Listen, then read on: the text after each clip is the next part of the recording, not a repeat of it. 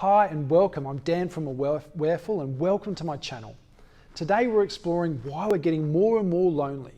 So important given the current global environment. And thank you again so much for your time. Now there are a series of similar videos all connected to making our life a little simpler, and I've put them into a playlist on the channel and I'd recommend checking them out. So, do you know why we're becoming more lonely? For me, it's because the wisdom of the elders, shared through books and courses and teaching, now comes from reality stars and movie stars giving advice from a world which is not reality. In fact, it's so far from reality of the world that we live in. We've learnt more to be materialistic, narcissistic, which seems to be the core driver of this world. And all it does is drive separation, drives comparison, drive lack, drive loneliness. And we're no longer able to relate.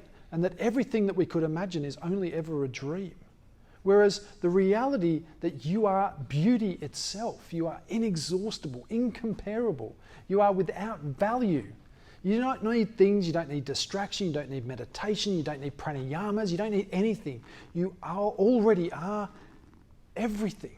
In every caterpillar, there's an opportunity to be a butterfly right there in its design. I mean, how many caterpillars have you seen come out of a cocoon and transformed into a cat or a dog or a flower or anything other than what is exactly meant to be?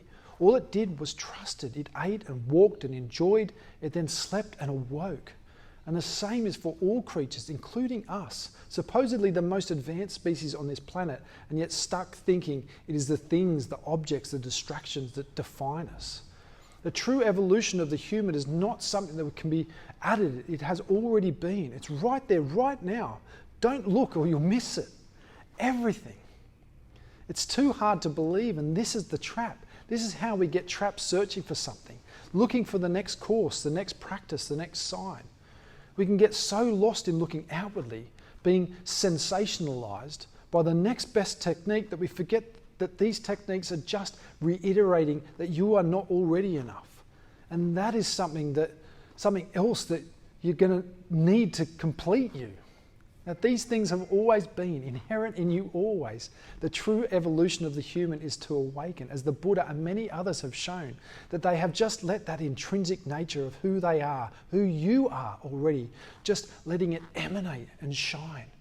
Krishnamurti said it best, "I've no intention of giving you a practice. Why would I show you how to do something that is not required for you to be who you are meant to?"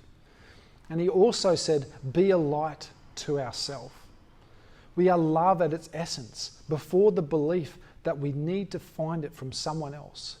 We are at our essence compassion, before the belief that we even needed any sort of course, any technique, anything. Choice is the essence of awareness. Reaction is the essence of unawareness or unconscious awareness. I suppose unconscious awareness, reacting blindly to this world that we live in. Maybe instead of reacting blindly, we begin to meet these inner crises with less and less aversion. Maybe there's been some tenderness, some nurturing, some self-care or self-compassion. So easing the inner battle is so important, and wonderfully you already have all the resources to soften it. For example, as a parent and a child comes to you in pain, sad, frustrated, whatever they are, how would you react? What do you do? Even if that child isn't yours. You tend to it, nurture it. You have these skills already. You didn't need a guru or a course or a practice. The love was immediately there. The tenderness was immediately there. No time, no effort, no 8-week Vipassana, fully resourced. We are just misguiding our skills. We're forgetting the compassionate creature that we already are and directing some of that goodness back to ourselves again. For compassion to be complete, it has to involve you. So every day, take some time to pause, breathe, reflect. How are you feeling? Bring in some of that self-care and your days will become simpler, easier, and maybe even a little bit more enjoyable.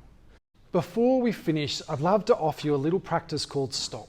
Now, I believe it was originally for the MBSR course, but it's widely used in most courses these days because it's so effective. And it doesn't mean stopping everything. It doesn't mean stopping. It just means experiencing everything, even where your thoughts are. So we just pause, breathe, And I'll just invite you to feel that next breath. Make it a deeper one if you want. Listen. What can you hear? What can you smell? Feel this incredible body that we have. Maybe you're sitting, walking, standing, talking. Feel into it. And even reflect a little on how we're feeling. What can you notice? What is with you right now? And now on one more conscious breath and move on. It doesn't take long. Just pause, breathe, listen, smell, feel, breathe deeply, and enjoy the rest of your day. And if you enjoyed that little practice of stop, I'll include a link below just to repeat as often as you'd like. Now, if you enjoyed this video, don't hesitate to like and subscribe or share it to any people that you may feel may benefit from it. Also, I'd love to hear your thoughts in the comments section. What did you notice? What did you take from it? I'd love to hear your thoughts. And thank you so much for your time. Have an amazing rest of your day and see you again on the next video.